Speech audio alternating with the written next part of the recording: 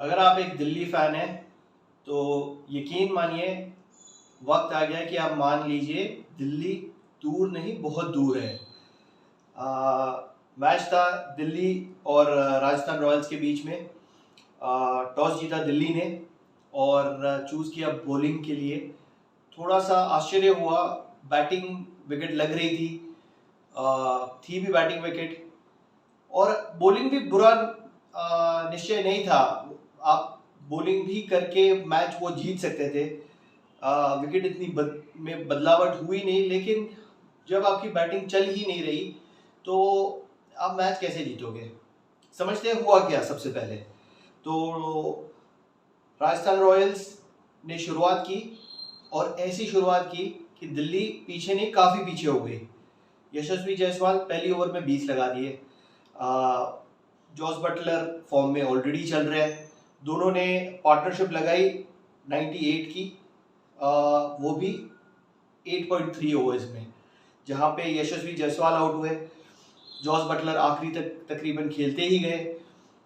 यशस्वी जायसवाल ने किए 60 31 गेंदों में तकरीबन 200 का स्ट्राइक रेट, 11 चौके 1 छक्का। जॉस बटलर ने किए 79 51 गेंद में, उन्होंने भी 11 चौके और 1 छक्का मारा।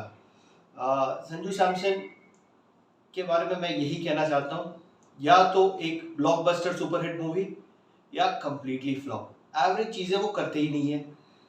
इस मैच में 0 पे आउट हो गए, 4 गेंद खेली उन्होंने और एक बड़ा हिट मारने गए कुलदीप यादव को, गूगली थी, पकड़ा दिया।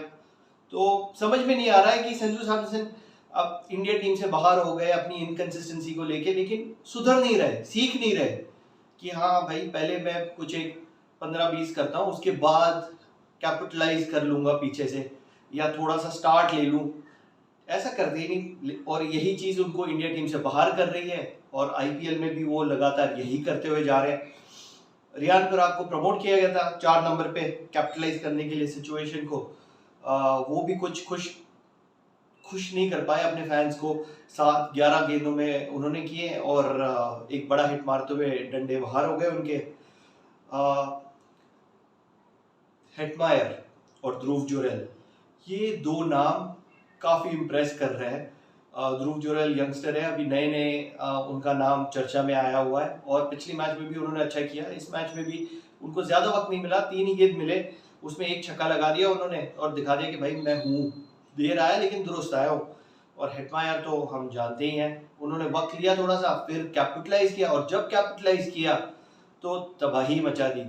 39 21 गेंदों में 185 का स्ट्राइक रेट, 4 बड़े बड़े छक्के।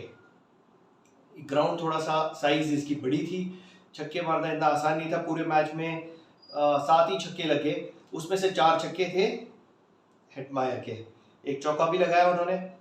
199 स्कोर किया राजस्थान रॉयल्स ने।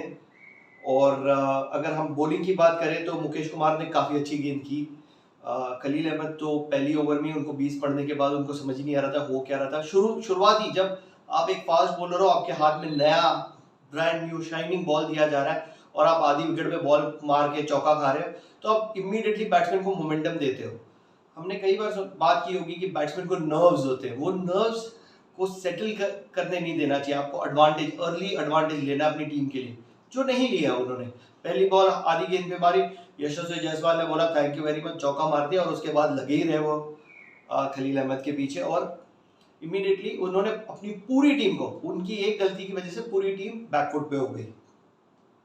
मोमेंटम चलते रहे, विकेट तो बहुत जबरदस्त थी और 2 विकेट मुकेश कुमार ने चटकाए, एक कुलदीप यादव ने और एक रोमन पावल ने। तो इतना कुछ खास था नहीं, सबको मार तो पड़ी है, जाहिर सी बात है, 200 के पास का स्कोर है। चेस करते वक्त जो दिल्ली हमें अभी तक सारी मैचेस में दिखी, वैसी ही दिल्ली दिखी। उनके शुरुआत के विकेट तो ऐसे गिरते हैं जैसे ताश के पन्ने गिर रहे हैं, तो पता ही नहीं चलता कि कैसे गिर रहे हैं, क्या हो रहा है, कुछ समझ ही नहीं आ रहा है। इस मैच में चेंजेस थे, मनीष पांडे को भी लेकर आए और पृथ्वी शॉ जो बाहर थे इम्पैक्ट प्लेयर की तरीके से, उनको लेकर आए। पृथ्वी शॉ 3 गेंदें खेल के जो एक जबरदस्त, मुझे लग रहा है कि कैच ऑफ द टूर्नामेंट बोल सकते हैं हम इसको, संजू सैमसन ने पकड़ा। पहले अपने लेफ्ट की तरफ गए, आउटसाइड एज था, विकेट कीपिंग करते वक्त फुल स्ट्रेच हवा में राइट साइड पे कैच पकड़ा। एज अ विकेट कीपर मैं आपको बोल सकता हूँ बेहतरीन से बेहतरीन कैचों में से एक है ये। आसान नहीं होता जब आप एक बार लेफ्ट पे चले जाते हो, क्योंकि बोल्ड बॉलिंग कर रहे थे, इन स्विंग कर रहे थे, ये लाइन को पकड़ के सीधा चला गया तो ब्लाइंडेड हो जाते हो आप, रिएक्शन टाइम काफी लेट होता है। लेकिन रिकवरी कर ली उन्होंने, फिट एकदम फिट गन प्लेयर बोल सकते हैं हम उनको। बस बैटिंग के साथ थोड़ा सा तालमेल नहीं बैठता, लेकिन ठीक है, कोई बात नहीं। वार्नर के बारे में बाद में बात करेंगे, वो तो कर ही रहे अच्छा, या ठीक ही कर रहे, ऐसा ही मैं बोलना चाहता हूँ, अच्छा नहीं कर रहे वो। तो पृथ्वी शॉ 0 पे चलते बने 3 गेंदों में, और मनीष पांडे तो पहले बॉल पे ही उनको ऐसी डिलीवरी मिल गई। जब आप बेंच पे बैठे हो और सडनली आपको एक मौका मिलता है तो आपको रेडी होना चाहिए, और आपको जब पता ही है कि ट्रेंट बोल्ट पहले ही बॉल एक बड़ा इन स्विंगर डालेंगे तो आपको उसके लिए प्रिपेयर्ड होना चाहिए था। खाली पैडों पे एम्पायर को कोई शक नहीं, बाहर आप पहली गेंद पे टीम कंप्लीटली बैकफुट के ऊपर, और उसके बाद जो गेंदबाजी की है राजस्थान रॉयल्स ने, ऐसा लग रहा था कि टेस्ट मैच चल रहा है, क्योंकि इधर से इनसाइड एज मिस हो रहा है, आउटसाइड एज मिस हो रहा है। संदीप शर्मा को मौका मिला था, वो कहर बरसा रहे थे अपना, तो नहीं वार्नर को समझ में आ रहा है, नहीं रूसो को समझ में आ रहा है, दोनों top world class T20 players back foot पे चल रहे थे।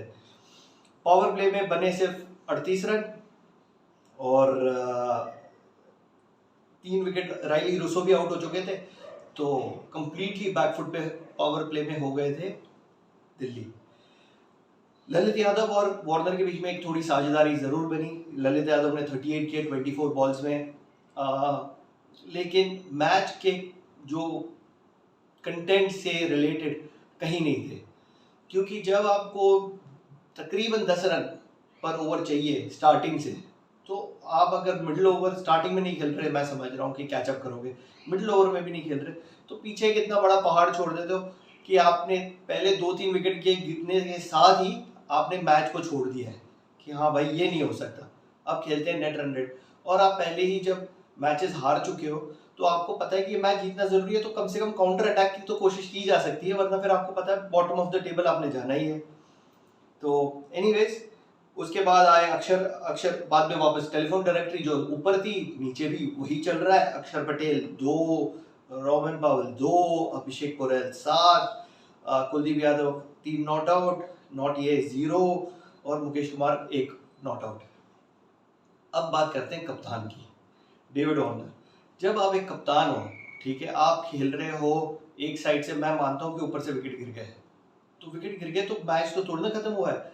आप 20 ओवर के मैच को ऊपर के 2-3 ओवर में छोड़ दोगे तो कैसे चलेगा? लड़ो। अगर आप एक कैलिबर इंटरनेशनल स्टार हो, सुपरस्टार हो, मैं बोलना चाहता हूँ, तो आपको काउंटर अटैक, यहाँ पे तो यही दिख रहा है जो मुझे वार्नर में दिख रहा है कि मैं अपना वक्त लेके अपने रन कर देता हूँ। हाँ, टॉप स्कोरर्स में काउंट किया जाऊंगा, लेकिन क्या वो रन काफी है? क्या वो रन ही चाहिए? वो रन की क्या कीमत है? वो तो अपने लिए खेल रहे, सेल्फिश क्रिकेट खेल रहे। तो 65 किए उन्होंने 55 गेंदों में, आधा मतलब जहां पे 200 चेस करना है 120 बॉलों में, आपने 55 गेंद मतलब आधे से थोड़ा सा कम, 60 होता है आधा, उससे 5 गेंदे कम में आपने 65 किए। अगर उसको डबल कर दिया जाए, 10 गेंदे दूसरी छोड़ दो, तो 130 होता है। क्या वो काफी है? आप अपना तो काम करो, दूसरों का छोड़ दो। चलो दूसरे नहीं कर रहे, दूसरे तभी कुछ चेंजेस किए जा सकते हैं। अभी तो वो खुद भी नहीं कर रहे, दूसरे भी नहीं कर रहे, तो जाहिर सी बात है दिल्ली तो ज्यादा बहुत दूर हो गई। बॉलिंग की बात करेंगे तो बॉलिंग में तो सबने इंप्रेसिव किया है। जब पूरी टीम 150 तक नहीं पहुंच गए, 142 पे 9 विकेट गिर गए, तो आप समझ ही सकते हो कि बॉलर तो सारे छाए हुए थे। ट्रेंट बोल्ट जाहिर सी बात है, मैंने बोला कि स्टार्टिंग से ही इंप्रेस किया उन्होंने, 3 विकेट पहले ही चटका लिए, 4 ओवर में एक मेडन भी डाली है उन्होंने, 29 रन ही दिए सिर्फ। संदीप शर्मा विकेट सिर्फ एक ही चटकाई, लेकिन मैं आपको बता रहा हूँ उससे बहुत ही ज्यादा बेहतर बॉलिंग की है उन्होंने। 4 ओवर में 20 ही रन दिए। ये जो रन्स दिए उन्होंने, ये बताता है कि कितनी बेहतर बॉलिंग की है उन्होंने। एक टाइम पे इतने तेज नहीं है वो, जितने मतलब हम बोलते हैं कि जो 145 150 के बॉलर लेकर आओ, 140 प्लस होने चाहिए बॉलर। ये है एक स्लो सॉफ्ट स्विंग बॉलर जो अंदर बार करके बैट्समैनों को पूछ रहे हैं, हाँ भाई आपने पढ़ा क्या, आपने पढ़ा? ऐसा तो मेरे स्कूल के टीचर पूछते थे मुझसे, और मैं बोलता था भाई नहीं पढ़ा मैंने। स्कूल में एज अ विकेट कीपर मैं अभी पढ़ लेता हूँ सब कुछ, लेकिन यहाँ पे तो बैट्समैन नहीं पढ़ पा रहे थे कौन सा अंदर आ रहा है कौन सा बाहर, और जब आप नहीं पढ़ पा रहे तो रिस्पेक्ट देना जरूरी है। रविचंद्रन अश्विन तो हम जानते ही हैं, हमेशा ही माइजर होते हैं, कंजूस रन देते नहीं है। 25 ही रन दिए उन्होंने, 2 विकेटें भी चटका ली। जेसन होल्डर थोड़े से एक्सपेंसिव हुए, 3 ओवर में 28 दिए, विकेट नहीं चटकाई।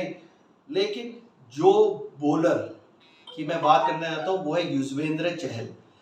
ये लेग स्पिनर है ना, ये कमाल कर रहा है, और अभी से नहीं, पिछले काफी वर्षों सालों से वो तबाही मचा रहा है।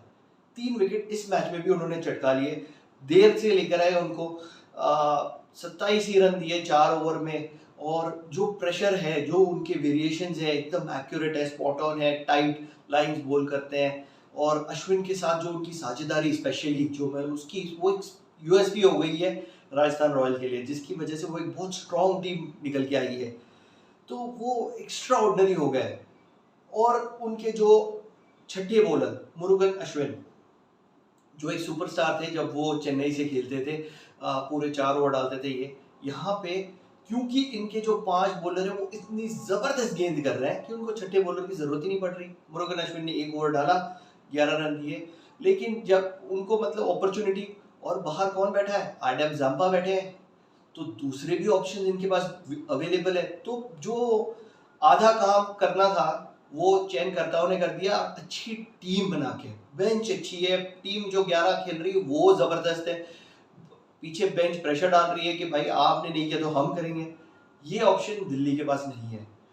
दिल्ली के पास अच्छा, उन्होंने पहले से ही सोच लिया कि हाँ भाई पृथ्वी शॉ है हमारे पास, डेविड वार्नर है, ये दोनों तो करेंगे। अब जब पृथ्वी शॉ नहीं कर रहे तो उनके पास कोई आंसर नहीं है। पैनिक इतना है कि मिचेल मार्श को उन्होंने बाहर कर दिया, जो मतलब प्राइम फॉर्म से आ रहे थे। 1 2 3 मैच लगते हैं प्लेयरों को वापस आने में, कभी बैड फेस चल रहा था, आपको उनको बैक करना चाहिए, नहीं किया, उनको बाहर कर दिया। तो जो पैनिक का बटन तो ऑलरेडी प्रेस हो चुका है दिल्ली में, अब उनको नहीं पता वहां से वापस कैसे आना है। तो अगर आप एक दिल्ली के फैन हैं तो दुआ कीजिए कि मिड टेबल तक वो आ सके, मैच जीतना शुरू करे। एक मैच, एक जीत काफी कुछ सही कर देता है, तो वो जीत की उनको तलाश है, और बहुत डेस्परेट तलाश है, और मैं उम्मीद करता हूँ कि जल्दी आए, और जिसके साथ में आई उसके ऊपर कहर बरसेगा। तो इसी के साथ मैं आप सबका बहुत बहुत शुक्रिया कहना चाहता हूँ।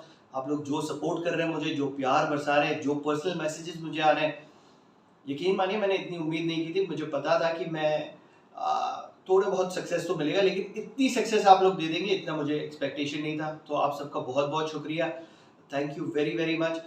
एक छोटी सी रिक्वेस्ट है मेरी तरफ से, लाइक कीजिए, सब्सक्राइब कीजिए, कमेंट कीजिए, शेयर कीजिए अपने फ्रेंड्स के साथ, सब्सक्राइब मेनली कीजिए। बेल आइकन दबाए ना दबाए मुझे कोई प्रॉब्लम नहीं, वो बाद में देखेंगे, लेकिन सब्सक्राइब जरूर कीजिए कि मुझे पता चले कि आपका सपोर्ट है मेरे साथ। तो सब्सक्राइब बटन थोड़ा सा दबा दीजिए, और इसी के साथ मैं आप सबका फिर से बहुत बहुत शुक्रिया कहना चाहता हूँ, और जुड़े रहिए मेरे साथ। मेरा नाम है Pranav Mehta, thank you very much.